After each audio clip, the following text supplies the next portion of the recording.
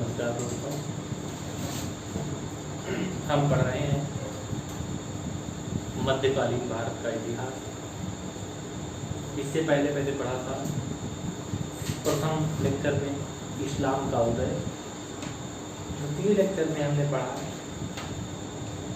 कि दिल्ली सल्तनत में इस्लाम का स्वरूप क्या था।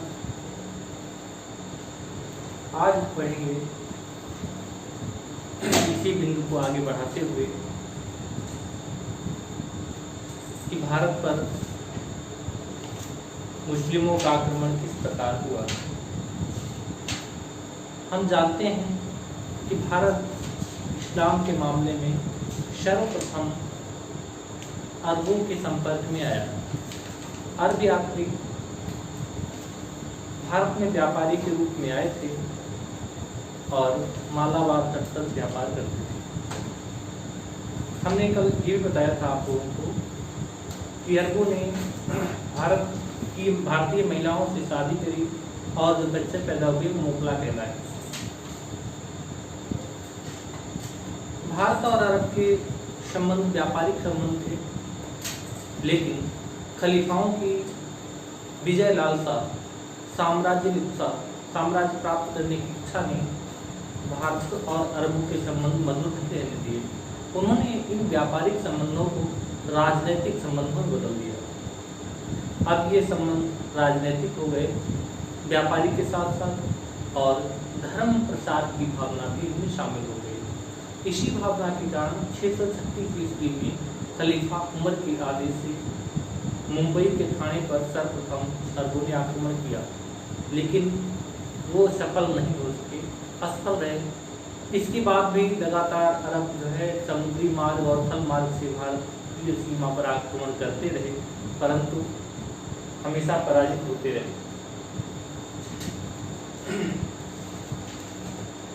लेकिन 8वीं शताब्दी में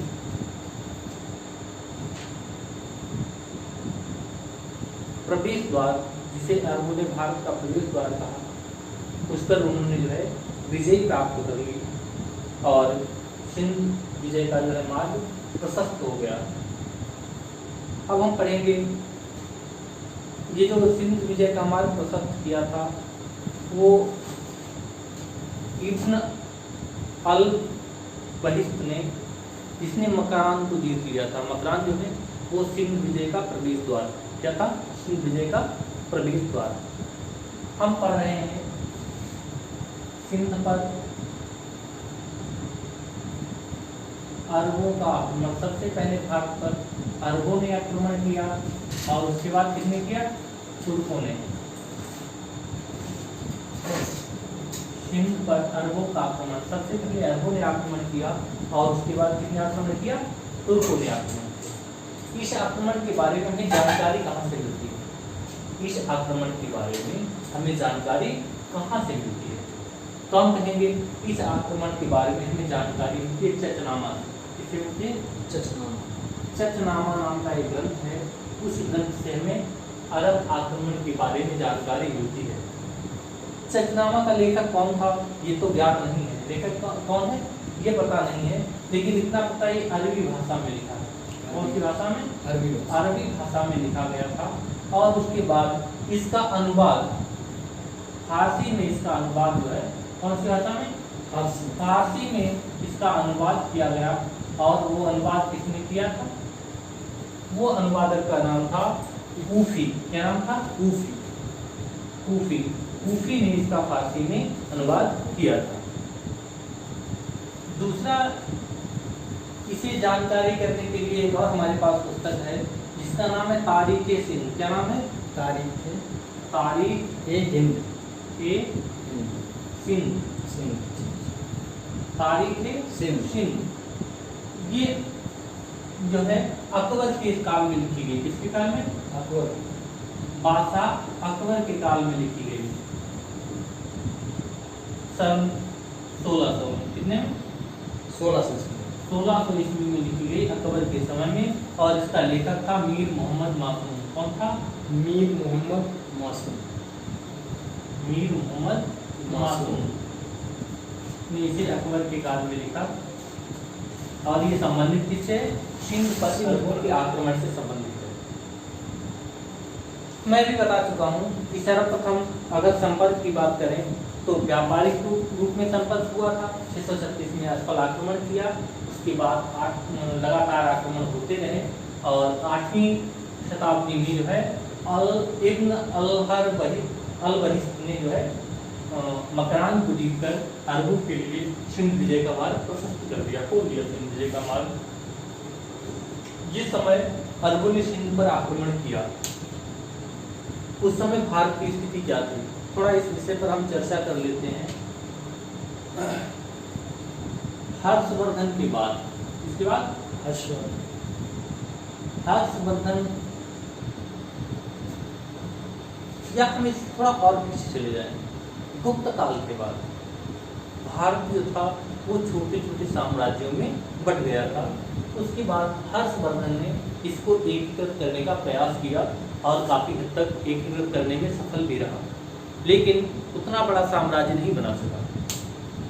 ये हर्षवर्धन जो है वो उत्तर भारत को भी समेकित रूप से एक नहीं कर सका, दक्षिण भारत को बात ही क्या करें, उत्तर भारत को भी समेकित रूप से एक नहीं कर सका, फिर भी एक सशक्त शासक।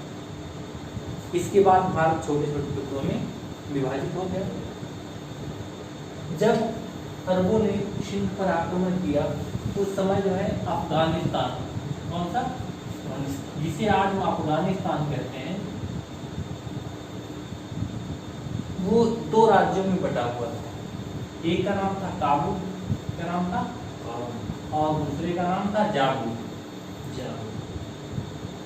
काबुल और जाबुल नाम के 2 राज्यों में बटा हुआ था। ये चंद्रगुप्त मौर्य ने किसकी बेटी के साथ शादी करी थी, सेल्यूकस निकेटर को हरा करके इसको जो है हिंदुस्तान में मिला लिया था और तब से यहाँ हिंदुस्तान के शासक ही राज्य करते थे, यानी हिंदू राजा ही राज्य करते थे। इनका जो है काबुल कश्मीर से लगा हुआ था, दूसरी तरफ कन्नौज से मिलता था और दक्षिण में इसके समुद्र था। अरबों ने जब, अगर उस समय की बात करें कि उस समय की भारतीय राजनीतिक स्थिति क्या थी, तो भारत छोटे छोटे टुकड़ों में विभाजित था। ऐसा नहीं है कि ये सभी शासक कमजोर थे, सभी कमजोर नहीं थे, लेकिन आपसी प्रतिद्वंदता एक दूसरे से लड़ते रहते थे और अपनी सीमाओं का विस्तार करने का प्रयास करते रहते थे, जिस कारण वो आपस में लड़कर ही अपनी शक्ति कमजोर करते थे और किसी को बड़ा साम्राज्य स्थापित नहीं कर देते थे। दूसरे जो है भारत जो है बाहर होने वाली हलचलों से पूर्णतः अनभिज्ञ तो नहीं कहेंगे, लेकिन ये सचेत भी नहीं थे कि बाहर क्या हो रहा है। ये अपना सैन्य विस्तार भी नहीं कर रहे थे और पुरानी पद्धति के अनुसार ही लड़ रहे थे और अपनी वीरता का प्रदर्शन करते थे। उस समय अगर स्त्रियों की दशा के बारे में बात करें तो कहना होगा कि स्त्रियां काफी स्वतंत्र थीं, लेकिन उन्हें पुरुषों के बराबर स्थान प्राप्त नहीं था। पुरुष एक से अधिक स्त्री से शादी कर सकते थे, लेकिन कोई भी स्त्री एक से अधिक पुरुष से शादी नहीं कर सकती थी। स्त्रियों के लिए स्वयंवर प्रथा प्रचलित थी, स्वयंवर की प्रथा प्रचलित थी। व्यक्ति अपनी जाति को बदल सकता था। तो हम कहेंगे जातिवाद बहुत कट्टर नहीं था उस समय, लेकिन हम इसको ज्यादा ना बढ़ा करके सीधे अपने बिंदु पर आते हैं। जब अरबों ने भारत पर आक्रमण किया और इब्न अल-बरिस्त ने मकान जीत लिया, उसके बाद सिंध विजय का मार्ग प्रशस्त हो गया। उस समय जो खलीफा थे, खलीफा के वाहिद और खलीफा का जो नायक था, खलीफा का नायक या सूबेदार, क्या कहेंगे, इराक का सूबेदार हज्जाज था। कौन था? खलीफा कौन थे? खलीफा वाहिद थे और उस समय खलीफा का सूबेदार इराक का कौन था? हज्जाज। एक राष्ट्र है छोटा सा भी है श्रीलंका। क्या है? श्रीलंका है। श्रीलंका राज्य ने कुछ गिफ्ट, कुछ उपहार जो है वो जहाजों में जा करके कहाँ के लिए भेजा? हज्जाज के लिए भेजा। गिफ्ट। वो गिफ्ट क्या था अब हम बता दें। उस समय के खलीफा और इनके सूबेदार अगर कोई गिफ्ट सबसे ज्यादा पसंद करते थे तो वो कन्याओं को पसंद करते थे। किसे पसंद करते थे? कन्याओं को पसंद करते थे। और जिसको युद्ध में लड़ने के लिए भेजते थे उससे कहते थे जाओ लड़ो जाके, या तो सुंदर बालाओं की प्राप्ति होगी, मर जाओगे तो भागकर होठों की प्राप्ति होगी। गिफ्ट में भी कन्याएं ही देते थे। तो श्रीलंका के शासक ने जो है उन कन्याओं को जो अनाथ हो गई थी, श्रीलंका में अनाथ हो गई थी, उनके माता पिता नहीं रहे थे, उन सुंदर सुंदर कन्याओं को जो है जहाज में बिठा करके श्रीलंका वो हज्जाज के पास भेज रहा था इराक। कुछ लोग ये कहा, कुछ विद्वानों का मत है कि श्रीलंका के शासक ने इस्लाम धर्म स्वीकार कर लिया था और उसके परिप्रेक्ष्य में गिफ्ट के तौर पर कुछ कन्याएं और अन्य सामान जो है गिफ्ट के रूप में, उपहार के रूप में हज्जाज के लिए भेजा था। जो भी हो, लेकिन वो जहाज श्रीलंका का जहाज कहाँ का? श्रीलंका से जहाज चला श्रीलंका से जो जहाज चला और जब वो देवल के पास पहुंचा, कहाँ पहुंचा? सिंध में एक स्थान था देवल के पास जब पहुंचा तो समुद्री लुटेरों ने, किसने? समुद्री लुटेरों ने उस जहाज को लूट लिया। क्या कर लिया? जहाज को लूट लिया। और उस समय सिंध का शासक कौन था? सिंध का शासक था उस समय दाहिर। कौन था? दाहिर सिंध का शासक था। दाहिर के पिता का नाम था चाच। इन्होंने चाच ने अपने शासक को खत्म करके चाच ने अपने शासक जो उस समय का शासक रहा होगा उसको मार करके यहाँ ब्राह्मण वंश की स्थापना करी। किसकी? ब्राह्मण शाही, इसे कहते हैं ब्राह्मण शाही वंश की स्थापना करी थी। किसने? चाच ने। चाच के बाद इनका भाई गद्दी पर बैठा। इसी कारण दाहिर को अपने चचेरे भाई चंद से जो है युद्ध करना पड़ा, विरोध हुआ और उसके बाद दाहिर शासक बना। और जब श्रीलंका के जहाजों को देवल के लुटेरों ने लूटा उस समय दाहिर सिंध का शासक। Any problem? दाहिर उस समय सिंध का शासक। अब ये बात हज्जाज को पता चली कि देवल में सिंध राज्य के देवल नामक स्थान के लुटेरों ने हमारे जहाजों को लूट लिया जो हमारे लिए किस रहा था। तो उसने जो है दाहिर के पास, किसने? हज्जाज दाहिर के पास खबर भेजी कि हे दाहिर, तुम्हारे यहाँ के लुटेरों ने हमारे जहाजों को लूट लिया है, उसका हर्जाना मुझे चाहिए और ये आपको देना होगा। तो चाच ने कहा, तो वो सॉरी दाहिर ने कहा, चाच तो खत्म हो गया था, चाच क्यों कहेगा, सॉरी दाहिर। दाहिर ने कहा भाई हम क्यों हर्जाना दें, मैंने तो आपके जहाजों को लूटा नहीं है और लुटेरों को मैंने संरक्षण भी नहीं दे रखा है। लुटेरे मेरे नहीं हैं भाई, लुटेरे तो कोई हो सकते हैं, लुटेरे वो मेरे नहीं हैं और मैं इसका उत्तरदायित्व नहीं लेता हूँ क्योंकि मैंने आपके जहाजों को नहीं लूटा है और लुटेरों का पनिशमेंट मैं क्यों भुगतूं। इस बात से हज्जाज बहुत ही नाराज हुआ और उसने वो गया खलीफा वाहिद के पास। किसके पास? वाहिद के पास गया और कहा, जो भी कहते हो अपने खलीफा से, जिस शब्दों की विद्रोह करते हो, जो भी कहते हो, इन्होंने कहा कि सिंध के देवल के पास हमारे जहाजों को ये सिंध के शासक की सह पर लूट लिया गया है, आप मुझे सिंध पर आक्रमण करने की अनुमति प्रदान करें। तो वाहिद ने कहा जाइए और आप सिंध पर आक्रमण करिए। सिंध पर आक्रमण करने के लिए परमिशन मिल गया। तो हज्जाज ने सिंध पर आक्रमण करने के लिए सर्वप्रथम जो है उबैदुल्लाह को भेजा। किसे भेजा? उबैदुल्लाह को जो है सिंध पर आक्रमण करने के लिए भेज दिया। किसने? हज्जाज। लेकिन वो परास्त हो गया, उसको दाहिर की सेना ने परास्त कर लिया। उसके बाद जब एक सेनापति परास्त हो गया तो दूसरे सेनापति को भेजा गया और उसका नाम था बरदूल। क्या नाम था? बरदूल को पहले उबैदुल्लाह को भेजा गया, फिर बरदूल को भेजा गया और इस बरदूल को भी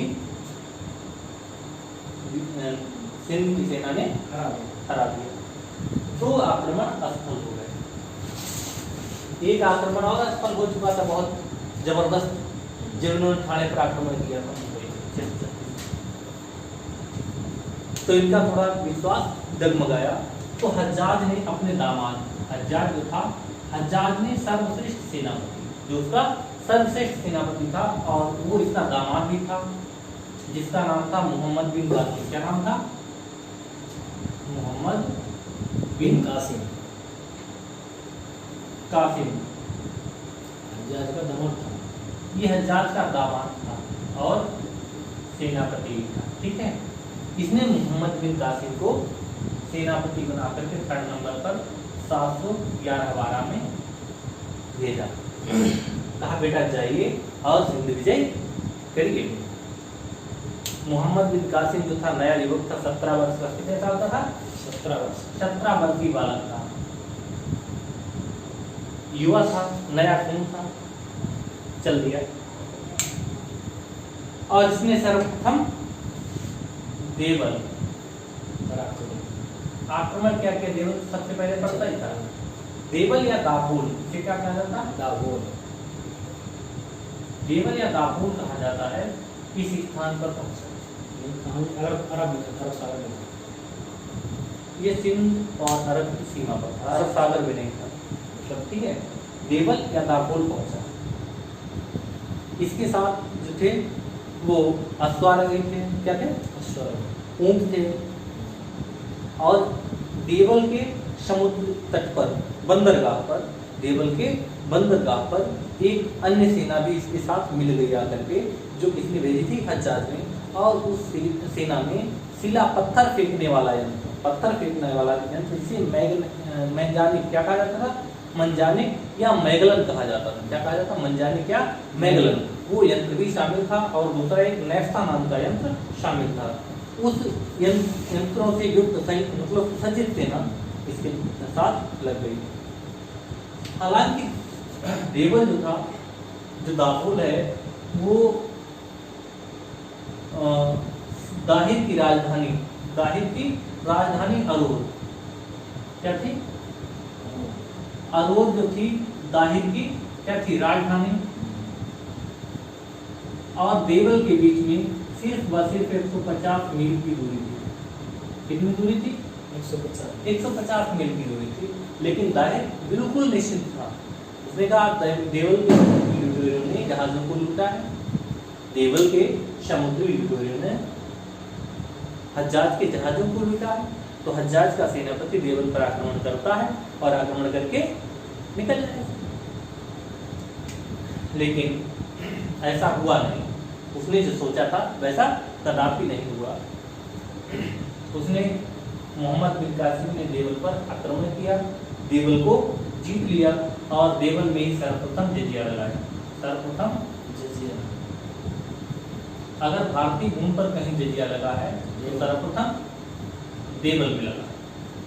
क्यों लगाया जजिया? इस्लाम धर्म में जो था सिर्फ मुस्लिमों को ही रहने का था। मैं बता चुका हूँ, इस्लामिक स्टेट में सिर्फ मुस्लिमों को ही रहने का, दारुल इस्लाम यानी इस्लाम का घर, इसमें इसके अलावा किसी को भी रहने का अधिकार नहीं था।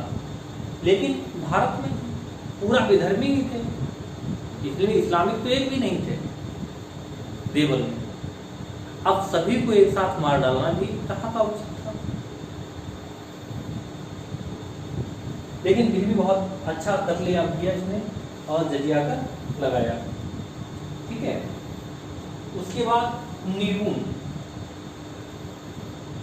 पहले कहाँ आक्रमण किया? देव दूसरे कहाँ किया? नीरू नीरून पर आक्रमण किया। जब इसने नीरून पर आक्रमण किया उस समय दाहिर का पुत्र जय सिंह, क्या नाम था? जय सिंह जय सिंह जो है वो दाहिर का पुत्र था, वो नीरून में ही था। कहाँ था? नीरू में नीरून में ही था। लेकिन दाहिर के आदेश से नीरून को सिर्फ पुजारी के भरोसे करके, किसके भरोसे छोड़? वहां के पुजारी के हाथों में सौंप करके वो ब्राह्मणाबाद चला गया। कहाँ चला गया? ब्राह्मणाबाद चला गया।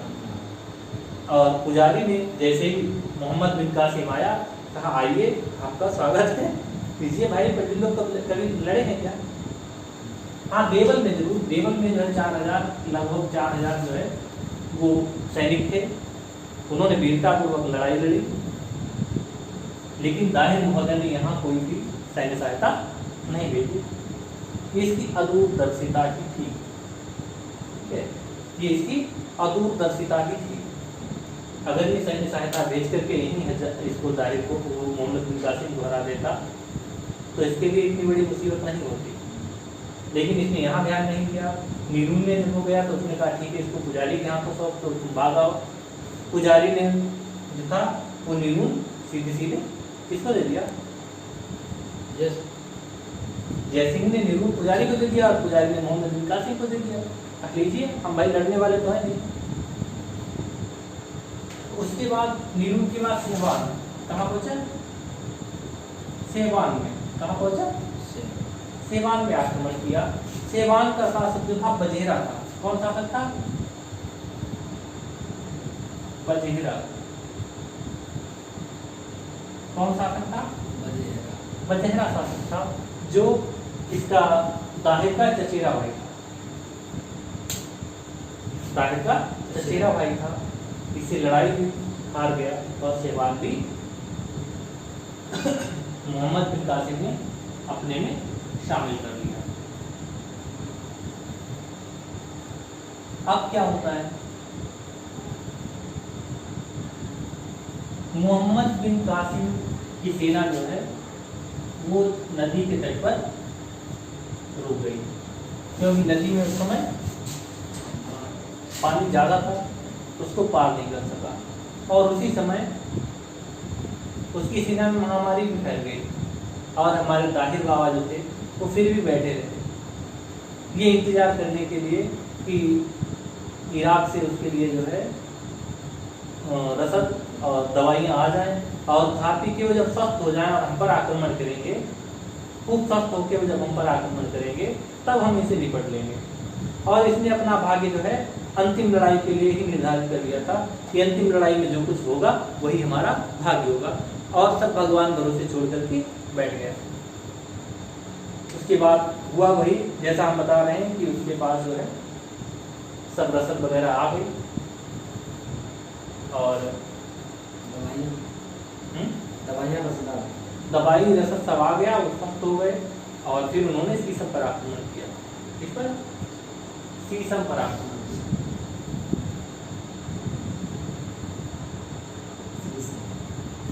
यहाँ भी उसको लड़ाई नहीं लड़नी पड़ी, ठीक है, लड़ाई नहीं लड़नी पड़ी और ये भी मुफ्त नहीं मिल गया, नहीं लड़े। मोहम्मद बिन कासिम। उसके बाद रावण, क्या बताया था? रावण में दाहिर और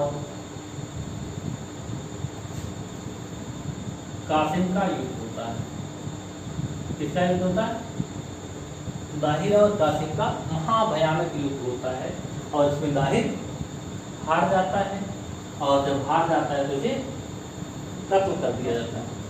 रावण या रावण में जो है दाहिर लड़ता है और लड़ते हुए युद्ध में ही हार जाता है, परास्त हो जाता है, मर जाता है। दाहिर की हार के बाद इसकी पत्नी रानी बाई नाम था, क्या नाम था? रानी बाई ने युद्ध का डंका उठाया, कहा अब हम लड़ेंगे। और लड़ते हुए जब वो हारने लगी तो उसने कहा मुस्लिमों के हाथ में पड़ने से अच्छा है जौहर कर लेना, और उसने जो है जौहर कर लिया। क्या कर लिया? जौहर कर लिया। उसके बाद ब्राह्मणावाद। कहाँ? ब्राह्मण। एक बार हम इस पर और चर्चा कर चुके हैं अभी, क्योंकि जयसिंह को ब्राह्मणाबाद जाने का ही आदेश दिया था दाहिर ने। तो जयसिंह कहाँ मिलेगा? नीरू से कहाँ मिल जाता? ब्राह्मणाबाद। तो ब्राह्मणाबाद नहीं मिलेगा। यहाँ पर जयसिंह और कासिम का युद्ध होता है। किसका युद्ध होता है? जयसिंह और कासिम का युद्ध होता है। और यहाँ जयसिंह पराजित हो जाता है। क्या हो जाता है? हार जाता है। और हार करके क्या करता है? इस्लाम स्वीकार कर लेता है। इस्लाम स्वीकार कर लेता है। कौन? जय सिंह हार करके इस्लाम स्वीकार कर लेता है। उसके बाद अलूर। कहाँ? अलूर या अरूर। ये क्या था? अभी हम बता चुके हैं। ये राजधानी क्या थी? किसकी? दाहिर की। ये दाहिर की राजधानी थी। और यहाँ अरूर में जो है आक्रमण करता है और अरूर में भी विजय प्राप्त करता है। यहाँ मोहम्मद बिन कासिम को कौन मिलता है? लाड़ो। ये दाहिर की दूसरी पत्नी थी। और इनकी पुत्रियां क्या नाम था? सूर्य देवी। क्या नाम था? सूर्य देवी और परमल देवी। क्या नाम है? परमल देवी। ये बहुत ही खूबसूरत थी दोनों। ये इनके हाथ लग जाती। इनके बारे में आगे बताएंगे क्या इन्होंने किया। इनके बारे में मोहम्मद बिन कासिम। हाँ, इनके साथ मोहम्मद बिन कासिम के साथ इन कन्याओं ने क्या किया वो हम आगे बताएंगे थोड़ी देर में। तब तक जो है ये जो है जब राजधानी पर विजय कोई प्राप्त कर लेता था तब वो पूर्ण विजेता माना जाता था। कोई भी शासक किसी शासक की राजधानी पर विजय प्राप्त कर लेता तब उसको पूर्ण विजेता मान लिया जाता था। उसके बाद इसने सिक्का कहाँ आक्रमण किया? सिक्का पर आक्रमण किया। मोहम्मद बिन कासिम ने सिक्का के व्यापारियों ने बिना लड़े ही आत्मसमर्पण कर दिया। व्यापारियों ने बिना लड़े ही आत्मसमर्पण कर दिया। क्या कर दिया? आत्मसमर्पण। ठीक है। उसके बाद मुल्तान पर आक्रमण करता है। कहाँ? मुल्तान पर आक्रमण करता है और मुल्तान से इतना सोना मिलता है कि ढोते ढोते थक जाते हैं। मोहम्मद बिन कासिम जो है बहुत सोना मिलता है तो ये मुल्तान का नाम रख देता है स्वर्ण नगरी। क्या नाम कहता है? भाई मुल्तान तो स्वर्ण नगरी, यहाँ बहुत सोना मिला है। ठीक है। और ये मुल्तान जो है अंतिम विजय थी। क्या था? मुल्तान अंतिम विजय थी किसकी? मोहम्मद बिन कासिम। मोहम्मद बिन कासिम की। इसके बाद बेचारा कोई विजय नहीं कर।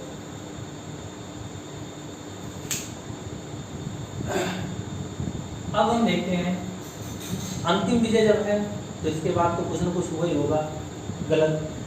तो अब देखते हैं मोहम्मद बिन कासिम के साथ आगे क्या होता है। जब वो विजय प्राप्त कर लेता है, सोना मिलता है, चांदी जो भी मिलता है, तो क्या करता है 1/5 लूट का जो था, लूट का 1/5 प्लस सूर्य देवी और परमल देवी, सूर्य देवी और परमल देवी को किसके पास भेजता है? गिफ्ट किसे दिया करते हैं? खलीफा को। इनको खलीफा के पास भेजता है। कौन? मोहम्मद बिन कासिम। और कहता है कि इसके बाद हम जो है आगे विजय प्राप्त करेंगे। इनको वो गिफ्ट के रूप में, उपहार के रूप में लूट का 1/5 भाग सूर्य देवी और परमल देवी, क्योंकि ये बहुत ही खूबसूरत है, इनको खलीफा वाहिद के पास भेजता है। ये दोनों कन्याएं खलीफा के पास जाती हैं। खलीफा इनको देख करके प्रसन्न हो जाता है, मोहित हो जाता है। और जो भी हुआ हम बहुत डिटेल नहीं कह ही नहीं रहे हैं। उसके बाद क्या होता है कि जब खलीफा इनका आलिंगन करना चाहता है तो ये रोने लगती हैं दोनों कन्याएं और कहती हैं मैं तो अब विद्रोह हूँ, मैं तो अपवित्र हो गई आपके मोहम्मद बिन कासिम ने। किसने? झूठ बोल दी। अब पता नहीं झूठ बोला है सही, कहा कासिम ने मेरा कौमार भंग कर दिया है, मैं अब आपके काबिल नहीं हूँ, मेरा कौमार भंग कर दिया है, इसलिए मैं अब आपके लायक नहीं रही, मैं अपवित्र हो गई, आप मुझे बच। इतना सुनते ही खलीफा जो है बौखला जाता है और आदेश देता है कि मोहम्मद बिन कासिम को ताजे बैल की खाल में, किसमें? बोरे भरवा दो। ताजे बैल की खाल में बंद करके मेरे पास लाया जाए। ताजे बैल की खाल में बंद करके मेरे पास लाया जाए। अब ताजे बैल की खाल अगर बोरे में किसी को बंद करो तो जिसमें हवा आने की गुंजाइश होती है उसमें भी तो प्राण निकलने लगते हैं, और इनके लिए खाल में बंद करके लाया जाए, वो भी ताजे बैल की जो खून से सना हुआ। हाँ, खलीफा के आदेश का पालन होता है और मोहम्मद बिन कासिम को सिंध से और खलीफा के पास बुलाया जाता है और कहते हैं कि रास्ते में ही मोहम्मद बिन कासिम की मृत्यु हो जाती है। उसके बाद ये दोनों कन्याएं खलीफा से कहती हैं कि मैंने अपने पिता की और मृत्यु का बदला लेने के लिए आपसे मेरे से बोला था। उसके बाद खलीफा इन दोनों को घोड़े की पूंछ में बंधवा करके तो भी छोड़ देता है और ये तब तक घोड़े के साथ लगी रहती है जब तक मर नहीं जाती, इनका अंत हो जाता है। कुछ विद्वान लोग कहते हैं कि नहीं, मतलब ये कन्याओं वाली बात झूठ है। सच ये है कि ये जो खलीफा थे, क्या नाम था खलीफा, क्या नाम? अभी हम थोड़ी देर पहले बात कर रहे थे, वाहिद, क्या नाम था? वाहिद नाम के जो खलीफा हैं इनके एक भाई थे, क्या नाम था? सुलेमान। खलीफा के भाई साहब थे जिनका नाम था सुलेमान। और सुलेमान और हज्जाज, इनका 36 का आंकड़ा था। 36 का आंकड़ा तो जानते हैं, मतलब इनकी नहीं बनती थी, इनकी लड़ाई थी। और मोहम्मद बिन कासिम कौन था? हज्जाज का दामाद था। अब हज्जाज से बदला लेने का सुलेमान, इससे अच्छा और मौका क्या हो सकता था? सुलेमान ने सोचा कि इसने जो है सिंध पर विजय प्राप्त कर ली है तो इसका कद और भी बढ़ जाएगा मोहम्मद बिन कासिम का, और उसके साथ हज्जाज का भी बढ़ जाएगा, तो क्यों नहीं इसे अपना बदला निकाला जाए। तो इसने इसी केस में मोहम्मद बिन कासिम को गिरफ्तार करके जो है कहाँ भेज दिया था? इसने मोहम्मद बिन कासिम को गिरफ्तार करके जेल में भेजने का जो है आदेश दिया था, मेसोपोटामिया में। कहाँ? मेसोपोटामिया में भेजने का आदेश दिया था, जहाँ इसको जेल में बंद कर दिया गया और जेल में ही मोहम्मद बिन कासिम की मृत्यु हो गई। अब जो भी सही हो, पहले वाली कहानी सही हो या बाद वाली कहानी सही हो, लेकिन इसकी मृत्यु हो गई। एक वीर लड़का जो है राजनीति की भेंट चढ़ गया है। ऐसा अक्सर होता है, आज भी होता है। इसके बाद जो है भारत में मोहम्मद बिन कासिम के बाद जो बनाए गए, क्या उनको बोलते हैं, अरे गवर्नर कहें या प्रतिनिधि कहें, इनको हम प्रतिनिधि कहें क्योंकि उस समय गवर्नर जो है नहीं बनते थे, गवर्नर तो इंग्लिश काल का शब्द है। प्रतिनिधि जो बनाए गए पहले याजिद को बनाया गया, किसे? याजिद या जुनैद, और उसकी बाद जो है फिर हबीब को प्रतिनिधि बनाया गया, किसे? हबीब को प्रतिनिधि बनाया गया। क्या ये अंतिम विजय थी? इसके बाद कोई विजय नहीं कर पाया अरब। मुल्तान के बाद विजय तो नहीं कर पाया, लेकिन चेष्टा जरूर करी, कन्नौज पर आक्रमण करने के लिए। कहाँ आक्रमण करने के लिए? कन्नौज की सीमा में लगता है किधर लगती थी? पूरब में कन्नौज की सीमा लगती है, उत्तर में कश्मीर था और दक्षिण में समुद्र। ठीक है, कन्नौज पर आक्रमण करने की योजना बनाई अरबों ने, लेकिन हुआ क्या, एक कश्मीर भी लगता था। क्या लगता था? कश्मीर लगता था। और कश्मीर का समकालीन शासक था उस समय, कश्मीर का शासक था ललितादित्य। क्या नाम था? ललितादित्य। ललितादित्य चंद्रचूड़ ने अरब शासक जो था, अरब का प्रतिनिधि, सेनापति जिसे कहें, उसका अरब का जो सेनापति था उसका नाम था अबू हकीम। क्या नाम था? इसको जो है परास्त कर दिया। क्या कर दिया? अबू हकीम को परास्त कर दिया और आगे बढ़ने नहीं दिया। फिर इन्होंने एक बार प्रयास किया 725 में। कब किया? 725 में अरबों ने योजना बनाई कि हम फिर से आक्रमण करेंगे, हम फिर से भारत पर विजय प्राप्त करेंगे। लेकिन उस समय गुर्जर प्रतिहार शासक, कौन था? गुर्जर प्रतिहार शासक और बादामी के चालुक्यों ने मिलकर के अरबों को आगे नहीं बढ़ने दिया। इसीलिए प्रतिहार शासक मिहिर भोज को सुलेमान जो है सबसे बड़ा शत्रु बताता है। किसे शत्रु बताता है? मिहिर भोज। प्रतिहार शासक मिहिर भोज को जो है सुलेमान अरबों का सबसे बड़ा दुश्मन बताता है।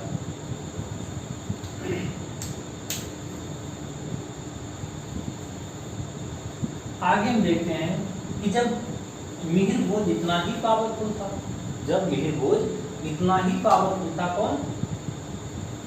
मिहिर भोज का हमने नाम लिया है, मिहिर भोज का नाम लिया है। तो जब ये इतना ही पावरफुल था, फिर इसने सिंह को विजय क्यों नहीं कर लिया? फिर इसने सिंह को विजय क्यों नहीं कर लिया? मुल्तान क्यों नहीं छीन लिया? मुल्तान क्यों नहीं छीन लिया? इसके पीछे का एक कारण है। मुरूज उल जबब नाम की पुस्तक, क्या नाम है? मुरूज उल जबब। मुरूज उल जबब नाम की पुस्तक है और इस पुस्तक का लेखक है, मुरूज उल जबब नाम की पुस्तक का लेखक है अल मसूदी। कौन है? अल मसूदी।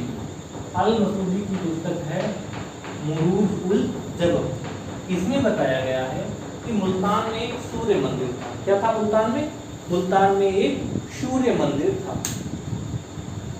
और उस सूर्य, जब भी कोई शासक, जब भी कोई ताकतवर शासक मुल्तान पर आक्रमण करने के लिए सोचता था, तो वहां का पुजारी आकर के कहता था कि अगर आप मुल्तान पर आक्रमण करेंगे तो सूर्य देव आपसे नाराज हो जाएंगे और ये मूर्ति आपका सत्यानाश कर देगी। इस डर के कारण कोई भी शासक वहां पर आक्रमण नहीं करता था। माना जाता था कि इस सूर्य मंदिर, क्या होता था? सूर्य मंदिर किसके बारे में वर्णन करता? सूर्य मंदिर का दर्शन करना अपना सबसे बड़ा सौभाग्य मानते थे मुल्तान निवासी। इसलिए कोई भी मुल्तान पर आक्रमण करने या विद्रोह करने के बारे में सोचता नहीं था। अल इद्रीसी कहते हैं कि सूर्य मंदिर के दर्शन की महत्ता बहुत ही बड़ी महत्ता थी। अभी बता चुका हूँ, सूर्य मंदिर के दर्शन की बहुत ही बड़ी महत्ता थी और पुरोहित आकर के रोक देते थे। जब कोई बाहरी व्यक्ति, जब कोई प्रतिहार शासक या चालुक्य शासक जब कोई आक्रमण करने के बारे में सोचता था और आक्रमण करता था मुल्तान पर, तो विधर्मी जो थे, मुस्लिम जो थे, वो मंदिर पर चढ़ जाते थे और मंदिर को नष्ट करने की धमकी देते थे, जिसके कारण मंदिर को नष्ट होते देख करके जो है ये हिंदू शासक वापस लौट जाते थे और मुल्तान को विजित नहीं करते थे, ऐसा माना जाता है।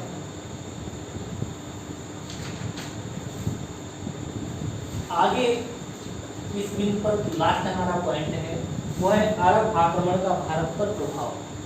अरबों ने आक्रमण किया सिंध पर या भारत पर, इस अरब आक्रमण का भारत पर प्रभाव क्या पड़ा? अरब आक्रमण का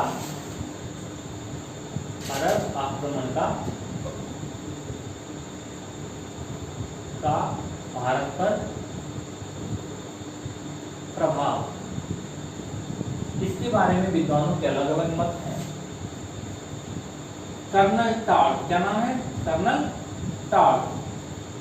कर्नल टॉड कहते हैं कि अरबों के आक्रमण से संपूर्ण उत्तर भारत हिल गया, संपूर्ण उत्तर भारत हिल गया। हालांकि ये अतिशयोक्ति है, क्योंकि ये सिंध और मकरान से आगे नहीं बढ़ पाए। जरा ही सुनाइएगा,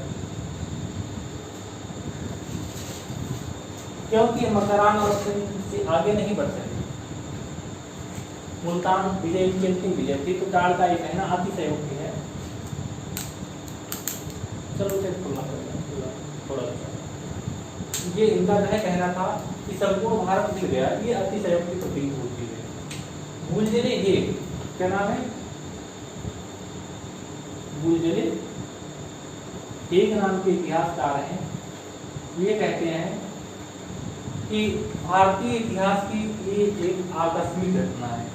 कैसी है? आकस्मिक घटना है। भारतीय इतिहास की, अरब आक्रमण को भारतीय इतिहास की आकस्मिक घटना बताते हैं। भारतीय इतिहास की आकस्मिक घटना।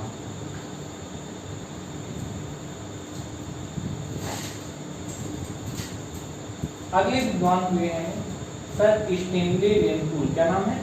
स्टेनले लेनपूल। स्टेनले लेनपूल साहब बताते हैं कि ये सिर्फ ऐसी विजय थी अरबों की भारत में, ऐसी विजय थी जैसे उपकथा। कैसे? उपकथा, क्षेपक, जैसे कथा के साथ में जो छोटे मतलब बढ़ाने के लिए लगा दिया जाता है।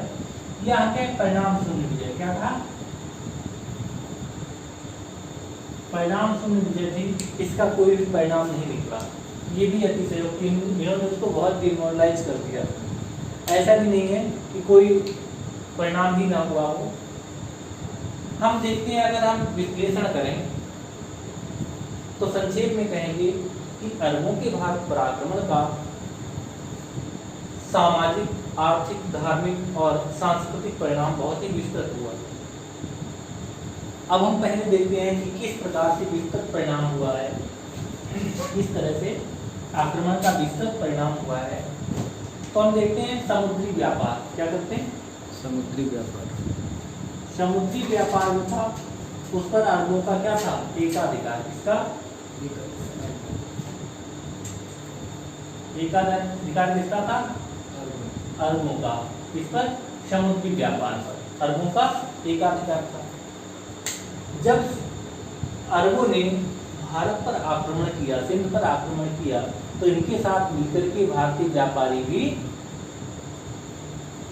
आक्रमण किया नहीं, मतलब जब ये भारत में आए तो इनके साथ भारतीय व्यापारी भी जो है यूरोप और अरब जाने लगे और वहां से व्यापार करने लगे। तो एक तो व्यापार में वृद्धि हुई, ठीक है, समुद्री मार्ग की जानकारी हुई और इसी समुद्री मार्ग के द्वारा भारतीय व्यापारी थे यूरोप और अफ्रीका तक पहुंच गए। दूसरा, भारतीय जो वैज्ञानिक थे, भारतीय वैज्ञानिक मनु, क्या नाम है? मनु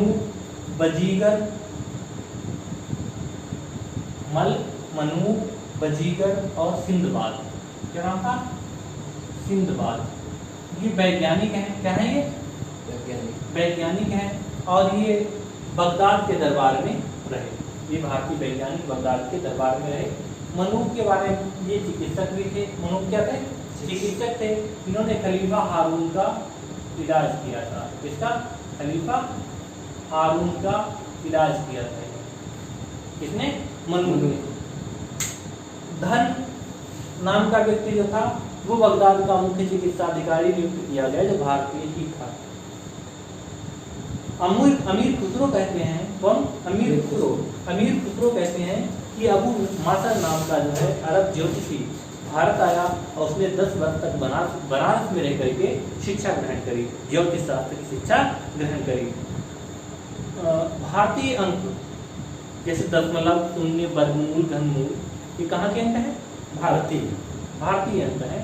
इनका ज्ञान अरब वासियों को भारत से ही हुआ और इस कारण इन अंकों को वो हिंदसा कहते थे। क्या कहते? हिंदसा, हिंद का ज्ञान।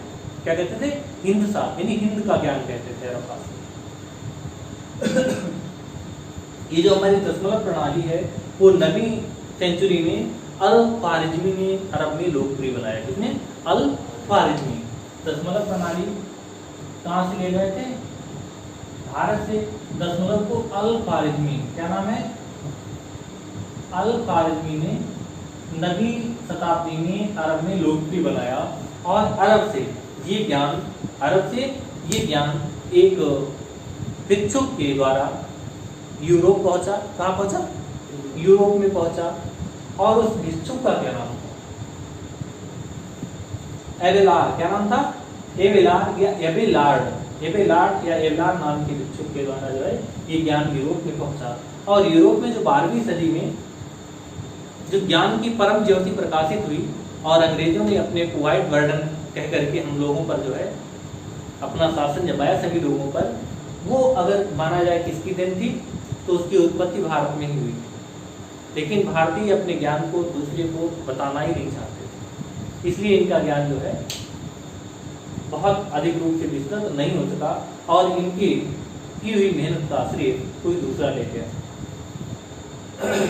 आशीर्वादीलाल श्रीवास्तव जी कहते हैं कि यूरोप में जो क्रांति जगी, कौन कहता है? आशीर्वादीलाल श्रीवास्तव जी कहते हैं कि यूरोप में जो क्रांति जगी उस क्रांति का श्रेय अरब और भारतीयों का मिलन ही था। अगर अरब और भारतीय न मिले होते तो यूरोप में वो क्रांति का जन्म नहीं होता। भारतीय संविधान में भी जो है अंकों के बारे में लिखा है अनुच्छेद 343 में, आर्टिकल 343 में लिखा है कि संघ जो है वो भारतीय अंकों के राष्ट्रीय स्वरूप वाले अंक शासकीय प्रयोजन हेतु प्रयोग करेगा या शासकीय प्रयोजन प्रयोग किए जाएंगे। यानी वही भारतीय अंक जिन्होंने अब अंतर्राष्ट्रीय स्वरूप धारण कर लिया है उन अंकों का प्रयोग संघ करेगा या शासकीय प्रयोजन हेतु किया जाएगा।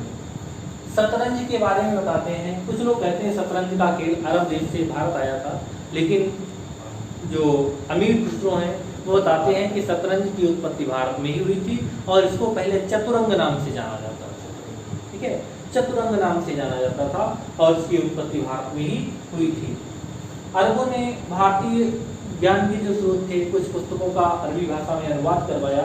उनमें एक पुस्तक है पंचतंत्र। क्या नाम है? पंचतंत्र नाम है विष्णु शर्मा लिखित पंचतंत्र। पंचतंत्र का नाम जो है अरबी भाषा में कलील व दिमना नाम से करवाया गया। किस नाम से? कलील व दिमना नाम से करवाया गया और ये अनुवाद किया था इब्न अल मुकफ्फा ने। किसने? इब्न अल मुकफ्फा। इब्न अल मुकफ्फा ने इसका जो है अनुवाद किया था। क्या कौन सी भाषा में किया था? अरबी भाषा में। दूसरी पुस्तक है ब्रह्म सिद्धांत और खंड खांडे। ब्रह्म सिद्धांत इनका भी अरबी भाषा में अनुवाद अल हजारी और इब्राहिम पिंजरी द्वारा किया गया। मुल्तान और मंसूरा नाम की मुस्लिम बस्तियां बताई गई और मंसूरा जो है अरबों की राजधानी बनी। मंसूरा अरबों की राजधानी बनी। चालुक्यों के आक्रमण से बचने के लिए अल महफूज नगर की स्थापना करी गई और अभी भी थोड़े दिन पहले 50 वर्ष तक बगदाद का प्रधानमंत्री रहने वाला बर्मकिस परिवार भारतीय मूल का बौद्ध परिवार है जिसने 50 वर्ष तक बगदाद में प्रधानमंत्री का पद संभाला। तो हम कहेंगे कि अरब आक्रमण का भारत पर विस्तृत प्रभाव पड़ा और इससे जो है दोनों को लाभ हुआ। अधिकतर लाभ अरबों को ही हुआ और कुछ लाभ भारतीयों को भी हुआ। अब कल हम पढ़ेंगे तुर्कों का भारत पर आक्रमण। इसी के साथ आज विदा लेते हैं। नमस्कार।